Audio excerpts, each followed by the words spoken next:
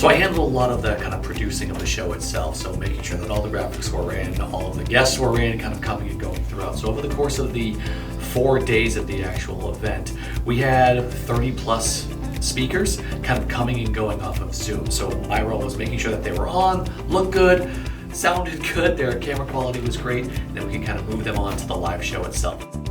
I was the technical director for our 4-day NARTI extravaganza.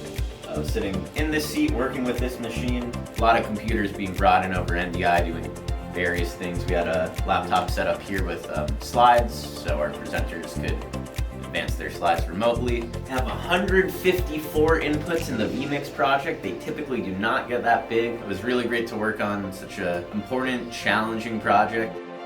My primary job for the week in NARTI was to set up and monitor the live streams during the actual event. So I would sit here in the control room with Josh and just make sure the live stream was going all right, everything, stream health looked okay.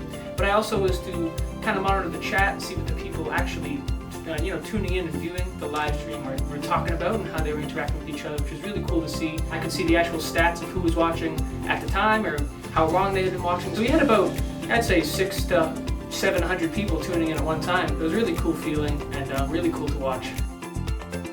I was in charge of making sure the more than 30 speakers knew exactly where to be, what the Zoom link was, what time they needed to be there. I had a heavy hand in making sure that they were in the know. There was a time that I spent a full day pinning guests in the Zoom rooms to make sure that Josh, who was working our switcher, had the right speakers where they needed to be, so when he needed to put them up on screen, they were set appropriately. It was so exciting to have an event of this magnitude come together. Being able to look over my shoulder back at it, it was so impressive. I'm excited to say that I was a part of it.